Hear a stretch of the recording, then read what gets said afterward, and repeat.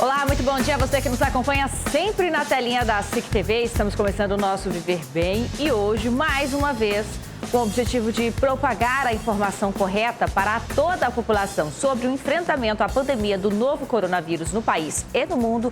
O Viver Bem de hoje traz esse tema mais uma vez, então, e a gente recebe a infectologista Andréa Barbieri para esclarecer as nossas dúvidas que ainda restam sobre essa pandemia. Quero convidar a doutora, então. Seja bem-vinda, doutora. Bom dia, tudo bem? tudo bem? Bom dia.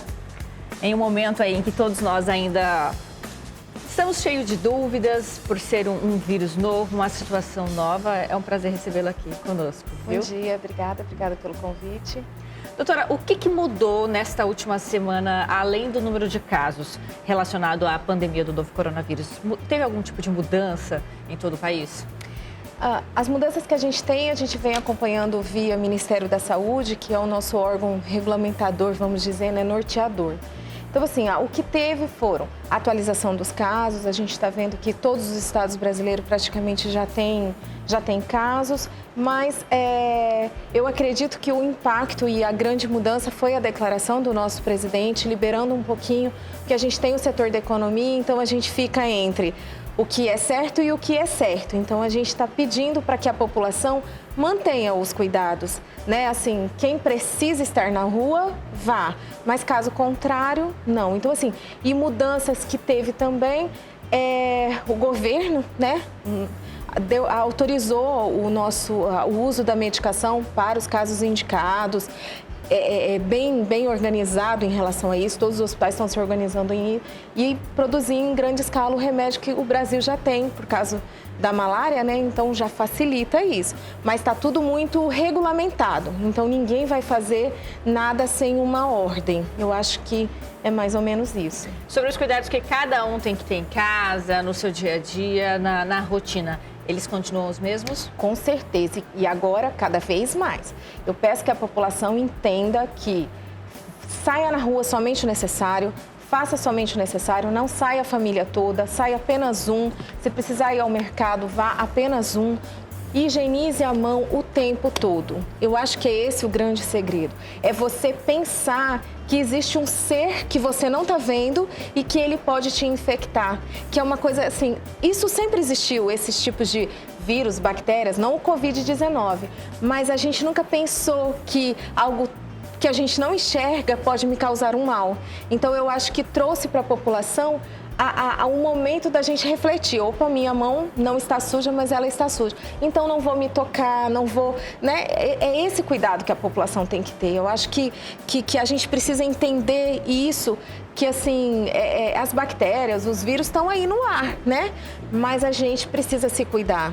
Eu acho que se o coronavírus ensinar isso pra gente, né, assim, resgatar, vai ser muito bom para a população. É algo que a gente já deveria praticar no dia a dia, é um hábito até simples, mas que é difícil, às vezes, da gente criar isso como rotina. Como né? rotina. E se a gente tivesse isso como rotina, talvez não estaria tão difícil nesse enfrentamento desse novo vírus. Eu acho que essa rotina, ela precisa ser implementada. Não, assim, né, muita gente fala assim, mas isso é neurose, né?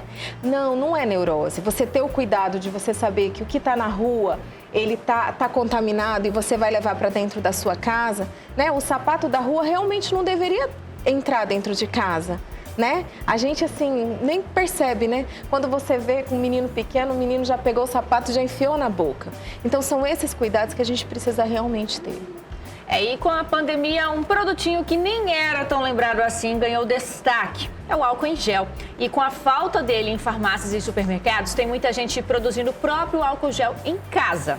Mas será que dá certo? Na maioria dos casos, não. O Dr. Barbieri explica pra gente então agora o que pode ser usado quando não achamos o álcool gel. A atriz Maitê Proença foi uma das pessoas que entraram na onda das receitas caseiras. Gel transparente de cabelo e álcool. O álcool que você tiver em casa. São fórmulas para substituir o produto, importante em tempos de pandemia do coronavírus. Chamamos o Dr. Bactéria para esclarecer por que essas receitas não são confiáveis. Então, doutor, foi bom até o senhor ter vindo aqui, porque eu tenho muita dúvida com relação às receitas caseiras que o pessoal anda publicando na internet, para fazer álcool em gel em casa, com gelatina, coisas que eu realmente não confio. E eu gostaria que o senhor esclarecesse, não só para a minha família, mas para todas as pessoas, porque todo mundo está com bastante dúvida com relação a isso. Olha, perfeito, né? Que realmente está em falta. Está em falta o álcool gel, né? Então as pessoas já vão atrás de onde encontrar. Aí começa a aparecer aquelas receitas mágicas, né? Que realmente elas não funcionam, são fake. A questão das diluições, das porções, quer dizer, são receitas que, na verdade, a gente escuta, o pessoal vai disseminando, mas não tem nenhum fundo científico, técnico, né? Não tem nenhum químico para fazer. O que usar então na falta de álcool gel? Álcool líquido não é recomendado. O álcool gel, ele tem uma ação emoliente. Tá. Ele amacia a mão, ele não deixa a mão ficar seca. Esse álcool, você está passando tanto tempo que chega uma hora, tua mão faz assim, ó. Vai craquelar, vai ressecar. Isso. Vai secar tudo e cada fissura daquilo vai ser um esconderijo para germes. Para evitar que isso aconteça, você adiciona, tá? Para cada litro de álcool 77, tá? Ou para a quantidade que for, você adiciona 0,5% de glicerina. A fórmula que mistura álcool com glicerina e pode ser feita numa farmácia de manipulação é uma ótima opção se você não tem o álcool gel. Mas a melhor forma ainda de lavar as mãos é na pia, com água e sabão. Agora, outra dúvida que as pessoas normalmente têm é a diferença entre o sabão em barra e o sabão líquido. E é isso que a gente vai saber agora do Dr. Bactéria. Sim. Faz diferença usar um ou outro, doutor? É claro, sem dúvida nenhuma, que o sabonete vai ter uma quantidade muito maior de bactérias do que o sabonete líquido. Nesta foto dá para perceber bem a diferença. Um teste em laboratório mostrou que muitas bactérias aderem ao sabonete, enquanto quase não há micro-organismos desse tipo no sabão líquido. Esse sabão, o que ele vai fazer com o coronavírus? O coronavírus, ele tem uma camada de gordura. Essa camada de gordura é onde estão presas as chaves que abririam a porta para ele entrar na célula. É dentro da célula do organismo que ela dá a doença. Então, o que eu estou fazendo? Eu estou retirando essa capa de gordura. Retirando essa capa de gordura, eu vou retirar todas as chavinhas. O vírus passa a não ter mais capacidade de penetrar numa célula e dar a doença. Este vídeo viralizou no mundo. Uma criança molha o dedo num prato com água e pimenta. O condimento representa o vírus. Em seguida, mergulha num pote com água e sabão. A professora pede então que ela volte a colocar o dedo no primeiro prato e os grãos de pimenta se afastam. O vídeo deixou muita gente curiosa. Por que isso acontece? Está aqui uma simulação que demonstra e faz a criança aceitar, e muitos adultos também, né, aceitar qual é a função do sabão e do álcool gel. Né? É mandar para longe, é mandar embora. Na verdade, é matar, tá? Matar as bactérias, tá? E tornar totalmente inativo os vírus. Ei, Moira, todo mundo tem que se conscientizar? Sim, Da importância? é importante para as pessoas saberem que se a gente não lavar a mão, a gente pode ficar doente, pode acontecer isso que está acontecendo, né? O coronavírus está aí. Bem interessante, né, doutora? Mas nada melhor do que a água e sabão, então, caso eu não tenha o álcool em gel, com fácil acesso, ou caso eu tenha dúvidas sobre qual álcool usar, nada melhor do que água e sabão.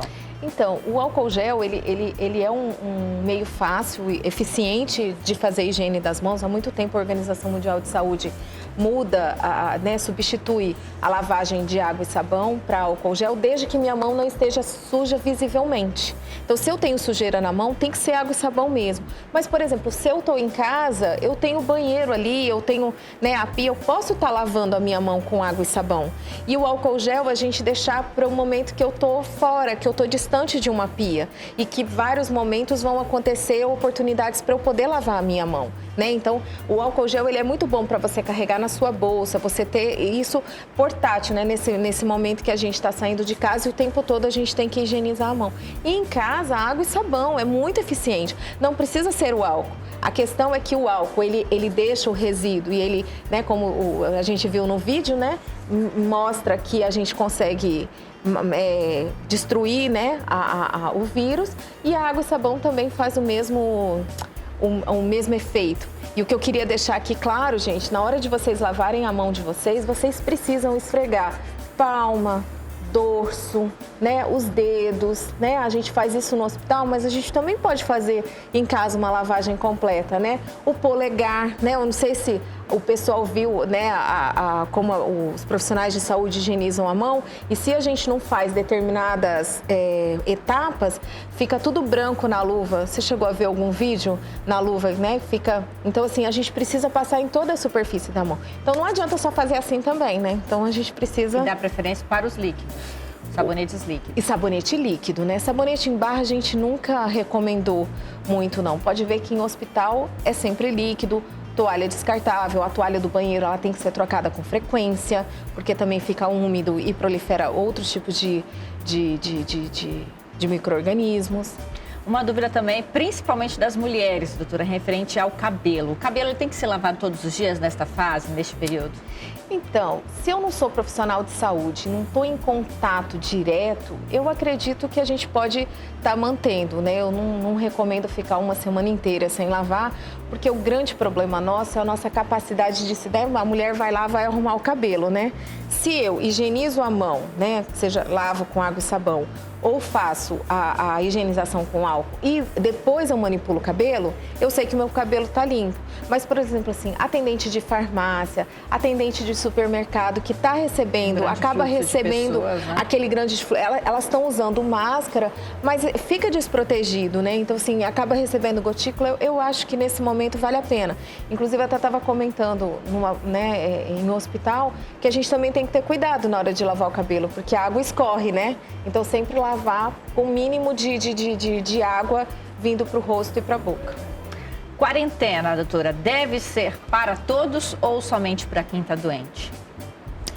Então, são 3 momentos, né? A gente tem o isolamento obrigatório do paciente sintomático, que é prescrito pelo médico, o médico recomenda 14 dias em casa. Depois a gente tem o isolamento, a quarentena, né? Que é, eu tive contato e posso ser que eu manifesto dentro desses 7 dias, fiz a viagem, ou então a pessoa ao meu lado ficou é positivo ou é suspeito, então eu preciso. E essa restrição social que a gente está tendo para evitar o número de pessoas que podem adquirir a doença no mesmo momento. A gente sabe que a grande maioria vai ficar doente, mas o que a gente precisa é essa restrição. Então, a quarentena para todos, na realidade, assim, quem puder se restringir, eu acho que tem que se restringir. Grupo de risco, mais do que nunca. Idoso não tem que estar na rua nesse momento. Eu acho, assim, que é difícil, não é fácil ficar em casa, mas eu acho que o idoso precisa ficar em casa, não deve nem ir ao mercado, sabe? Pedir para alguém fazer o seu serviço, porque é um grupo de risco. Então, eles, mais do que nunca, eles precisam ficar em casa. Sair de casa somente quando necessário? Somente quando necessário. Se você não tem o porquê estar na rua, não esteja na rua. Ajuda a gente a segurar essa infecção. A gente acredita que muita gente vai ter infecção, mas se você fizer a sua parte, já nos ajuda muito, né? Indiferente de quem precisa ir trabalhar, de quem tem que estar naquele momento, né? Então a gente tem que ter essa responsabilidade social e ela tem que ser minha também. A gente tem até uma animação, eu queria até que a doutora comentasse juntamente comigo aqui, referente a essa campanha de ficar em casa, né, doutora? Esse aí é um bom exemplo, né? Com certeza. Ele mostra exatamente o que a gente cessa quando a gente bloqueia a possível transmissão, né? A gente tem também aquela que apareceu do fósforo, mas assim, eu acho que é super visível isso ali. Eu acho que dá para as pessoas entenderem que se eu fizer a minha parte, eu já ajudo a população. Porque quem vai sofrer é a população de risco, né? Então, e a capacidade de transmissão desse vírus, né? E a capacidade de transmissão. Que é altíssima. Muito. Por exemplo, assim, o H1N1, ele mata mais do que o Covid-19. Só que a transmissão do H1N1 é menor, a capacidade dele é menor. Então, a gente precisa ter essa preocupação. E a gente nunca deixou de dizer, por exemplo, quando teve o do H1N1, a gente falava do álcool, a gente falava de ficar em casa quando gripado. Se eu estou sintomática, eu não devo fazer as coisas. Eu sou professora também, quando eu dou aula, você tem um gripado, quando na outra semana tem mais 2, 3 gripados. Aí eu falo, tu que tá gripado, tu não ficou em casa?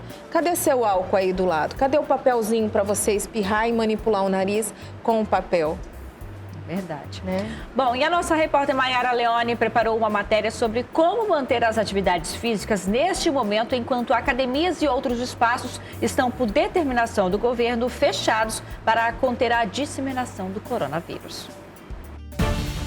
Os locais que eram bem frequentados pela população rondoniense hoje se encontram assim: fechados ou vazios.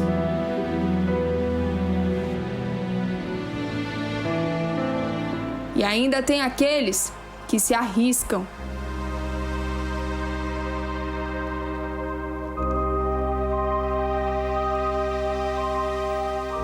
A infectologista Maiara Soares esclarece algumas dúvidas sobre exercícios ao ar livre.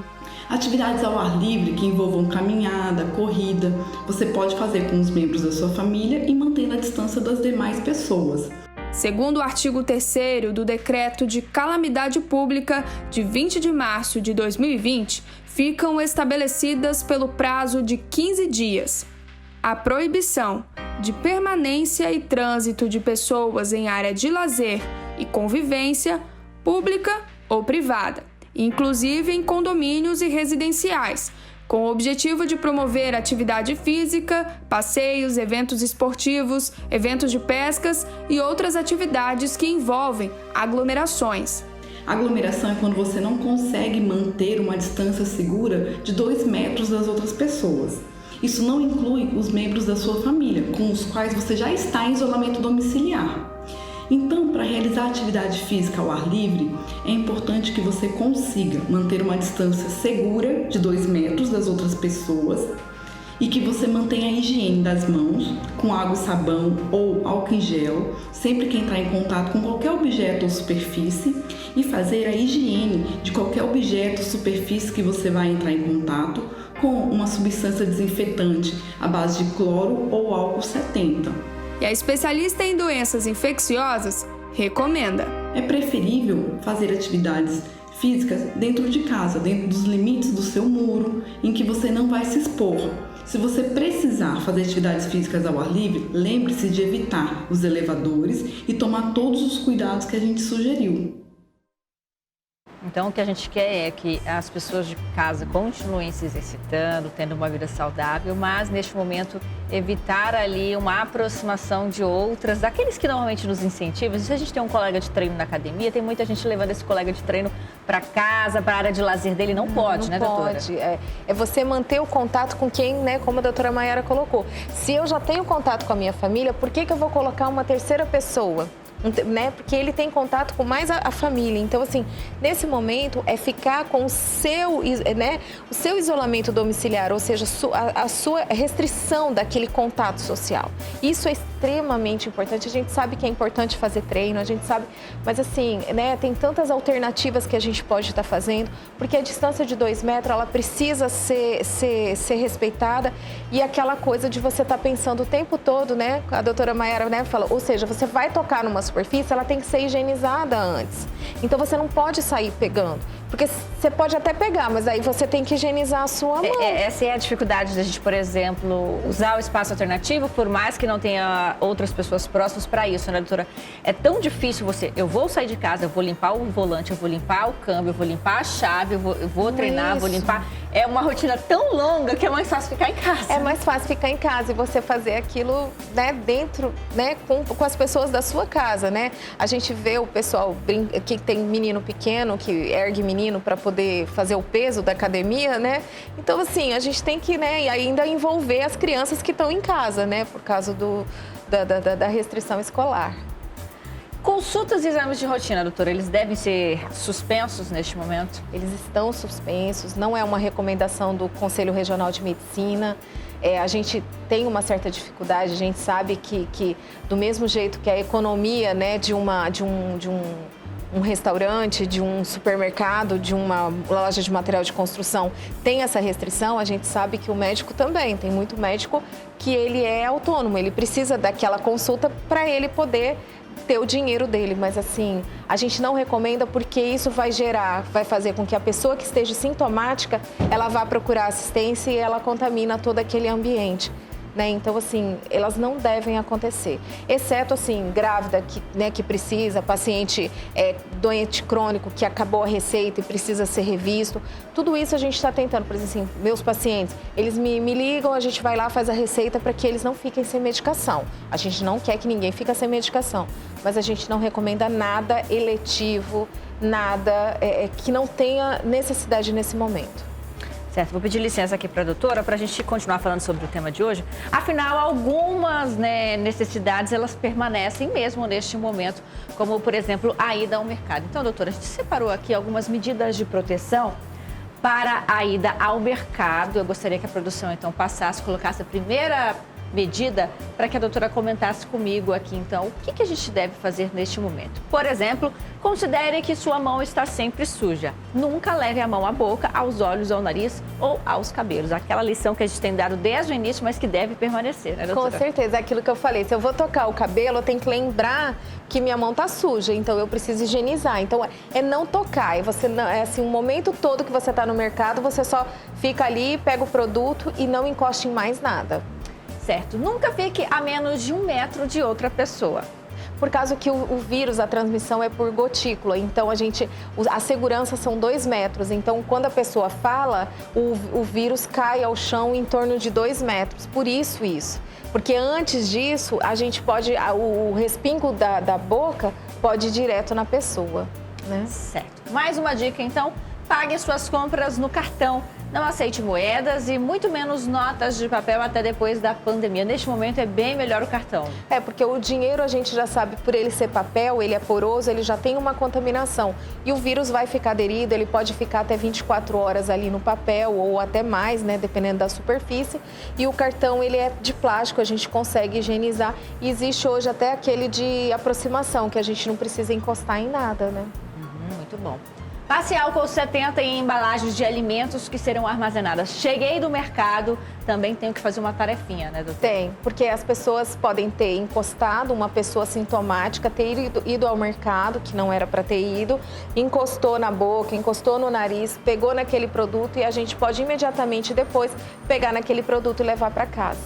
Certo. Próxima dica, molhe uma folha de papel toalha com álcool líquido 70 e passe no volante, no freio de mão, na alavanca das marchas, na maçaneta interna da porta, nos controles dos vidros e nos controles do rádio, que eu falei, né? É tão difícil a gente sair, mas se saiu, melhor fazer tudo isso. Melhor fazer tudo isso, é isso mesmo. E é engraçado que, dependendo da situação, a gente acaba tendo isso como rotina, né? Muitas vezes. Mas agora eu acho que as pessoas estão aprendendo um pouquinho. Certo. Próxima dica, então, higienize os alimentos ao chegar em casa. Mergulhe as verduras e frutas em uma solução com água sanitária diluída, siga as instruções do rótulo e depois enxague com bastante água corrente. Perfeito. Isso a gente sempre falou, porque as verduras, elas são, né, podem estar ricas em protozoário, que também causam outras comorbidades. Então, a higiene das frutas e verduras, ela é imprescindível. Próxima dica, então, sempre que chegar em casa, tire os sapatos, troque de roupa, lave as mãos e os braços até o cotovelo. Justamente, porque a gente não pode ficar repetindo a roupa, porque a roupa onde a gente está, a gente pode ter encostado alguém. Então, é uma fase que a gente vai ter mais trabalho doméstico, a gente sabe disso, mas é a segurança. E o calçado que sai da rua, que sai na rua, não vem para dentro de casa. Nem que nessa fase você escolha 3 calçados básicos, deixe numa caixa para o lado de fora. Quem mora em apartamento fica mais difícil, mas qualquer coisa deixa numa caixa fechada, né? E deixa ali o sapato. Ou você pode também estar passando uma solução com cloro no sapato para você poder entrar, mas a gente não orienta que você pise dentro de casa. Sair, por mais que eu usei aquela roupa rapidinho, ela não ficou com nenhum cheirinho, nenhuma sujeirinha, não devo usar novamente. Não devo usar novamente, não nessa fase. Certo. Próxima dica, então, na tela aqui do Viver Bem. Guarde álcool em gel ou álcool líquido 70% com um rolo de papel toalha no carro. Coloque as compras no porta-malas e em seguida abra a porta do carro e passe álcool em gel na mão, ainda fora do veículo. É isso mesmo. Porque se você entrar, você pode esquecer que a tua mão tá suja e você sai tocando e você contamina aquilo teu ambiente. Aquilo que você limpou, você contamina. Você contamina, entendeu? Então, assim, é aquilo que eu falo, a gente brinca, né? É pregar o nojo, mas não né? Porque o bicho não tá visível, né? O vírus não tá ali. É uma guerra invisível, né? Uma guerra invisível. E você tem que notar que você tá suja, que você tem que higienizar. E eu até esqueci aquela hora, cuidado, né? Eu fiz questão de vir com anel, porque se eu tô de anel, gente, aí eu não consigo higienizar essa região. Então é uma fase não muito boa da gente estar utilizando muitos adornos na região de mãos e antebraço. Próxima dica na tela do Viver Bem, então. Higienize também os produtos não comestíveis. Limpe com álcool 70% ou deixe ao sol por pelo menos 2 horas, doutora. É porque a gente sabe que o vírus ele não é resistente ao calor, então supostamente o calor do sol ajuda a matá-lo, mas o melhor mesmo é você já ir higienizando, que você já pode guardar, né? Não faça a desinfecção do carro por fora. Considere sempre que o veículo possa estar contaminado. Sim, antes de você entrar é que você faz a higienização, né? Considerar mais a parte interna, Interna. A de fora não tem como, a gente está num ambiente externo, o ar pegando, chove, né? Não tem, isso aí não tem como. Em caso de dúvida, lave as mãos. A melhor maneira de combater epidemias é com o engajamento da comunidade. Cuide de você para cuidar de todos. Com certeza. Se eu higienizo a minha mão depois de me tocar e tal, eu também estou fazendo uma barreira para o próximo, porque eu não estou contaminando aquele ambiente que o outro pode tocar e não ter o mesmo cuidado. Aproveitando até a dica da lavagem de roupas, né, doutora? É fundamental ter uma roupa de rua. Guarde-a sempre no mesmo lugar e volte a vesti-la somente antes de sair. Não transite em casa com ela. Então, se eu não quero ficar lavando várias roupas, posso deixar uma roupinha pendurada do lado de fora? Pode, aí fica lá fora, né? Não vai ficar lá dentro e você vai pôr e tirar num outro ambiente. A gente sempre fala, se a casa tem 2 entradas, é bom a gente estar fazendo uso de uma entrada exclusiva, né? Quem tem que estar saindo de casa nesse momento. Como se tivéssemos um kit para ir para a rua. Pode também. Passe álcool 70% uma vez por dia em maçanetas das portas, chaves de casa e do carro, celular e tablet, notebook, teclado e mouse. O celular, ele é um dos nossos equipamentos, um dos nossos meios de manuseio ali mais contaminados que existem, né, doutora? Que existe. E o tempo todo a gente está manipulando ele. Então, se eu quebrei a barreira, eu não higienizei a minha mão e toquei no celular, o celular está sujo. Então, ele precisa ser o tempo todo limpo e cuidado, né?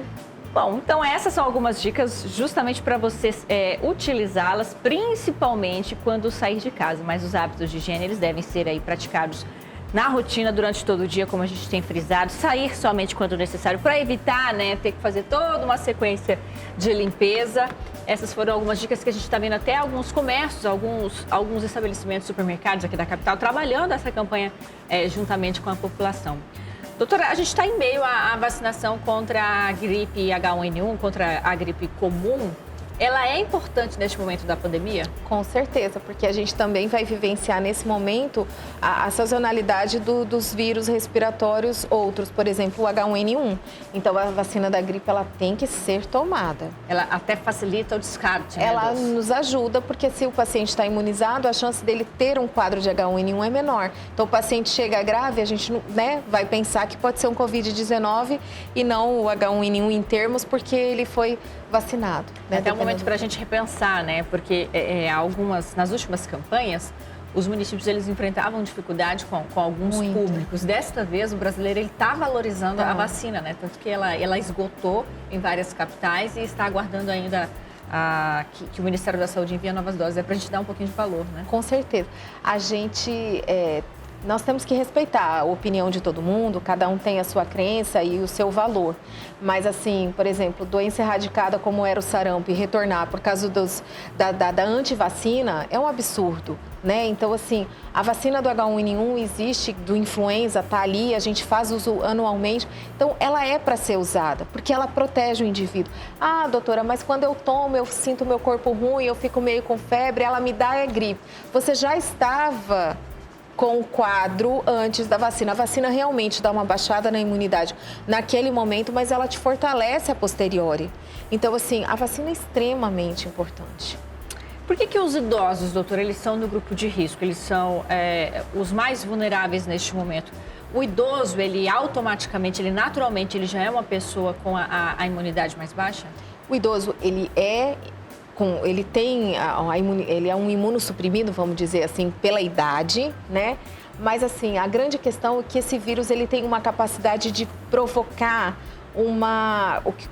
facilmente falando, uma resposta inflamatória mais exacerbada. E como o idoso ele tem essa deficiência, ele responde mais gravemente a isso. E os idosos geralmente têm comorbidade.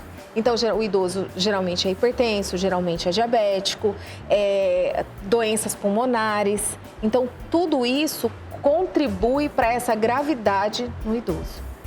E todos os infectados, doutora, eles vão apresentar sintomas? Olha, o que a gente acredita até nesse momento da literatura é que um paciente que pode estar infectado e assintomático, ele não transmite.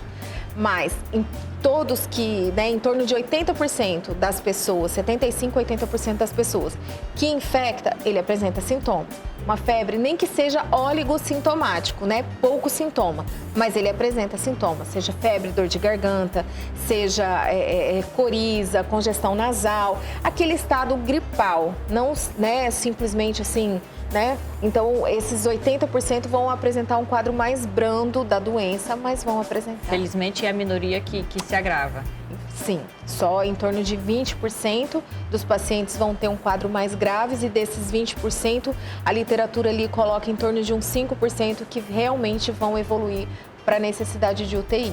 São esses dados que a gente trabalha, até com o número de UTI, o que eu vou precisar. E uma vez infectado, este indivíduo ele pode apresentar sintomas em até quantos dias? Esses sintomas devem aparecer em quantos dias? Em torno de 2 a 7 dias. Por isso que quando eu entro em contato com um caso positivo, o meu isolamento é em torno de 7 dias. Se eu apresentar qualquer sintomas, é 14 dias após aquele sintoma.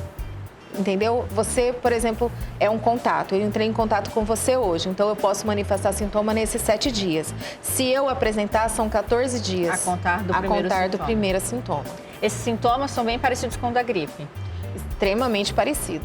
Febre, que não está presente em todo mundo, os idosos tendem a não fazer febre, né? Então, assim, uma febre razoável, em torno de 38, 38,5, mal-estar, aquela congestão nasal, né, do nariz entupido. Muita gente tem a sensação da falta de ar, mas porque o nariz está entupido, né? Então, assim, se sente com a falta de ar.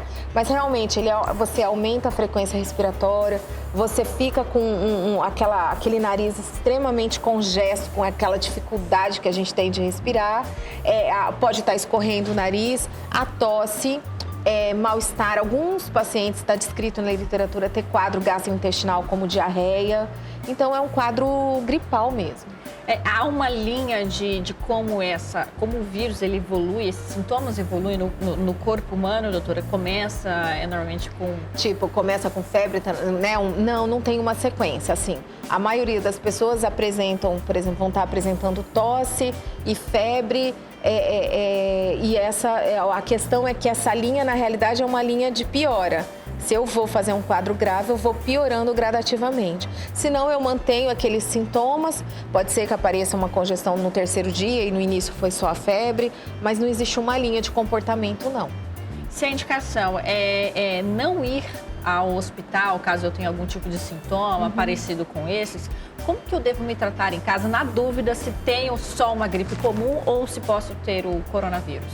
A questão é o seguinte, eu sei que isso é o que, assim, eu acho que a população não consegue, né, entender. Quando a gente fala para vocês não procurarem assistência à saúde, é porque se você tem um corona, né, se você está infectado pelo Covid-19, você procura assistência médica, significa o quê? Que você está propagando aquele vírus.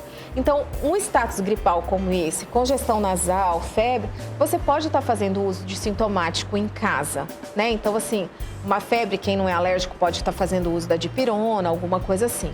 Mas lavar o nariz, eu sempre recomendo, né, a lavagem do nariz com soro fisiológico, que já ajuda a descongestionar e o paciente já observa que aquilo vai melhorar a respiração dele. Agora, se eu já estou no segundo dia de doença, terceiro dia de doença, porque o Covid-19 agrava um pouquinho depois, assim, né, em torno do 5º, 7º dia. e aí ao invés de melhorar, eu estou piorando gradativamente, é hora de procurar assistência. Então, vocês sempre, o que norteia a gente é a falta de ar, a dificuldade que o paciente tem de respirar e o aumento, tipo assim, às vezes o paciente fica ofegante, né? Às vezes, assim, a gente vê muito em criança, né? Aquele batimento da asa de nariz ou, assim, aquela entrada que a gente tem, que é a dificuldade do paciente. E isso, gente, é sinal de gravidade, tem que ir para o hospital, sim. E existem restrições de medicamentos para os casos positivos de coronavírus, de novo coronavírus, para quem está tratando em casa? Saiu algumas informações na mídia sobre anti-inflamatório. Mas eu sou uma pessoa não adepta a anti-inflamatório, né? Como médica, eu acho que o anti-inflamatório ele tem as suas indicações. Então, se eu estou gripada, eu acho que não é momento de anti-inflamatório, mas não existe nada além de literatura que fala tal ou tal remédio é proibido no coronavírus. Não existe isso. Mas eu acho assim, o analgésico para melhora da febre, seja um paracetamol, seja uma dipirona, beleza, não há problema. É uma dúvida muito grande, até por causa da dengue, né? Eu posso dipirona? Posso. Você viu, eu toquei no nariz agora. Posso dipirona, não tem problema. Então, assim, a questão é justamente essa, assim, é você evitar o remédio, mas não existe contraindicação absoluta de nada. E pacientes doentes que já usam medicação para pressão, seja para diabetes, devem continuar utilizando os seus medicamentos. Todo tipo de tratamento que eu já fazia ali, tenho que continuar. Não há né? Não tem proibição de nada. Existem medicamentos específicos para o corona? A senhora comentou no início do programa sobre a questão do Brasil produzir o medicamento para a malária, né? Sobre a venda dele. São medicamentos que já estão comprovados que são indicados para o coronavírus? Então, o que a gente tem são a gente está tratando de um vírus novo que saiu em dezembro, então a gente tem número de casos, né? Porque quando a gente fala que algo é bom ou ruim na literatura médica, que a gente fala baseado em evidência, a gente precisa de vários casos para poder comprovar que aquilo realmente tem evidência, né? A cloroquina, a hidroxicloroquina, ela, na realidade, ela parece que ela melhorou os pacientes graves. Eu sei que a população saiu correndo, foi atrás, né, para comprar, mas assim, para caso oligossintomático, a gente não tem indicação, porque a cloroquina é extremamente tóxica, entendeu?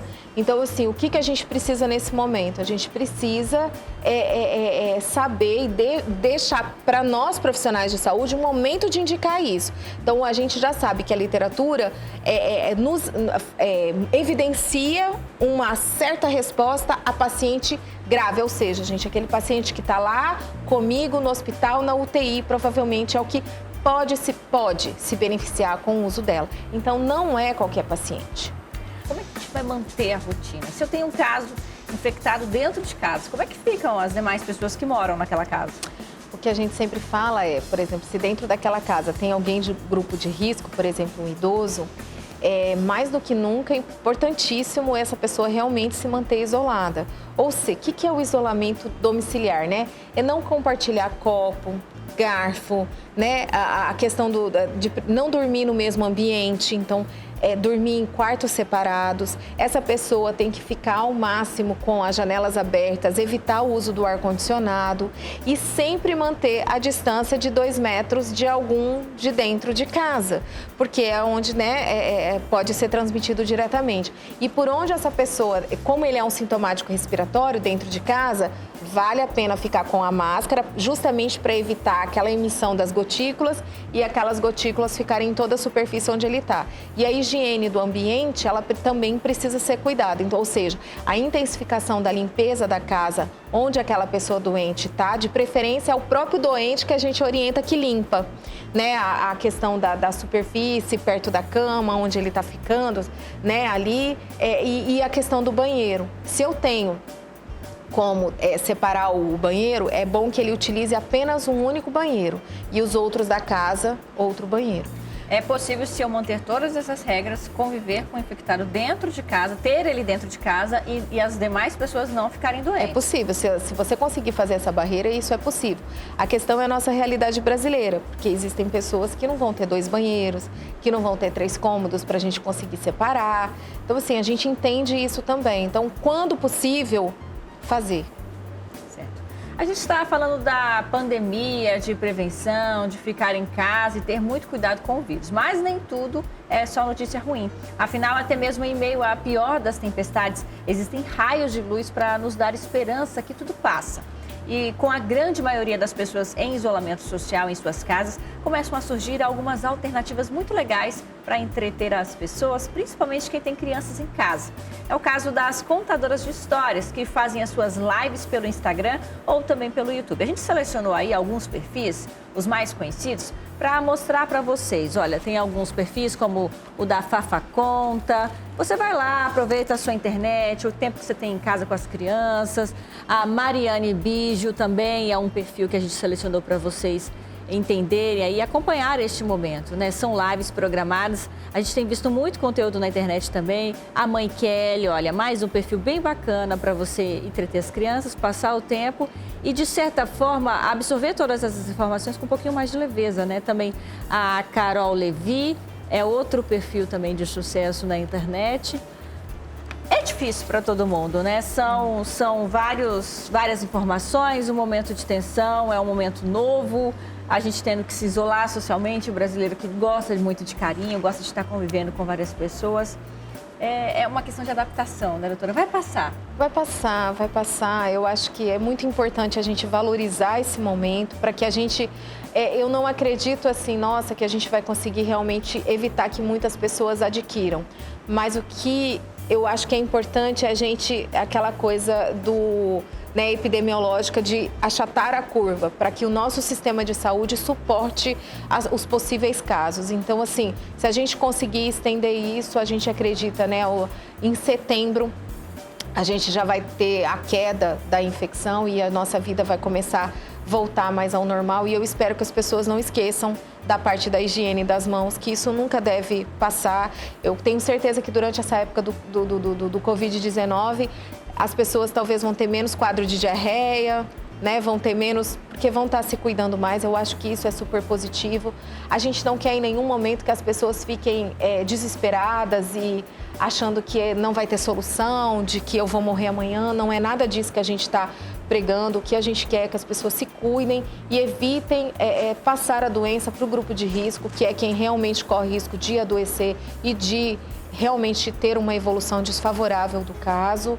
Mas o que a gente precisa é ter atenção e né, tão interessante o ficar em casa, que às vezes a gente já até esqueceu, né? De como ficar em casa com criança, porque não é fácil, mas a gente precisa resgatar esses momentos. Eu acho que também tem o seu lado positivo e a gente tem que enxergar esse lado positivo. Uma vez que peguei o corona, posso pegar uma segunda vez, doutora? Então, por ser um vírus novo, a gente não tem muita coisa na literatura. A gente acredita que a gente tem a descrição aí de 5 meses na China. Então, a gente sabe que até 5 meses o paciente ainda está mantendo uma certa imunidade, né? Então, a gente tem uma imunidade temporária. Eu não posso dizer que tem uma imunidade permanente, porque ainda é muito novo quando começou lá na China. Então, isso é uma resposta que eu só vou poder te dizer daqui, né? Mais ou menos em dezembro, quando tiver 1 ano da infecção, a gente vai ver se as pessoas têm imunidade temporária ou permanente. Realmente, é algo que vai servir até de lição e que a gente percebe aí que há um empenho da comunidade científica como um todo, né? Sim. É algo novo que realmente ainda estamos conhecendo e entendendo. Doutora, as medidas de suspensão de funcionamento do comércio, eventos e outras atividades se espalharam em todo o país como forma de prevenção para o coronavírus. Ficar em casa é a principal recomendação, mas será que a nossa casa, o nosso condomínio, ele está totalmente seguro? Eu queria convidar a senhora para assistir juntamente comigo essa matéria. Dessa fita para frente, nenhuma criança, nem os pais ou responsáveis podem passar. O playground está inacessível neste condomínio da Zona Sul de São Paulo. Os cerca de 900 moradores das 3 torres também não podem mais entrar em nenhuma outra área de lazer. Brinquedoteca, sala de jogos, piscina, tudo foi fechado por ordem do síndico. antes de qualquer emissão de nota de um órgão ou regulador ou oficial do direito condominial, nós tomamos uma decisão interna de fechar as áreas comuns. Portas trancadas e fitas de advertência são formas de manter afastado algum morador que tente desobedecer a nova recomendação. O síndico diz que poucas pessoas foram contra a ideia, que começa a se espalhar por outros condomínios. Aqueles que ainda não fecharam estão tomando essa medida porque hoje a grande maioria dos condomínios fecharam suas áreas comuns. Por ser um problema de saúde pública, os especialistas dizem que o síndico pode tomar a decisão de fechar as áreas comuns do condomínio, mesmo sem assembleia de moradores. Até porque essas assembleias não estão sendo realizadas para evitar aglomerações. A gente trouxe o Dr. Bactéria até aqui, ele vai percorrer com a gente as áreas comuns do condomínio para saber por que essa é uma decisão acertada. Vamos lá, doutor? Vamos. Primeira parada aqui é no salão de festas. Salão de festas sem festa e sem gente, né, doutor? Como tem que ser, né? Infelizmente, é a realidade atual. Veja bem, tá? Existe uma necessidade das pessoas não ficarem em grupo, não ficarem em bando. Né? Que esse vírus aqui é um vírus respiratório, é um vírus aéreo. Né? Então ele passa através do quê? Através principalmente a tosse em relação às pessoas. Sem falar do contato inevitável com superfícies nas festas que reúnem amigos e familiares. É bom as pessoas entenderem o que é esse contato. Tá? Uma pessoa espirra, uma pessoa tosse, né? Ele vai lançar um spray no ar. Esse spray ele pode permanecer na dependência, né? Um tempo muito prolongado. Muito prolongado. Ele pode chegar até de distância em relação às pessoas de 1,5 metro até 2 metros. Um estudo científico divulgado pelo Centro de Controle de Doenças de Atlanta, nos Estados Unidos, mostrou que o coronavírus permanece ativo por 3 dias sobre o aço inox e o plástico, por exemplo, e até 4 horas sobre o cobre. Essa capacidade de contaminação vai diminuindo com o passar do tempo, até porque outros fatores interferem, como calor, umidade, ação do vento. Mas quanto mais gente no ambiente, maior é o risco. A população de vírus nesse local começa a diminuir. Até que chega num ponto, depois de 2, 3 horas, que praticamente não existe mais risco. Tá? O perigo continua, mas o risco praticamente não existe. Encontramos mais um espaço reservado para as crianças no condomínio e, nesse caso, está aberto.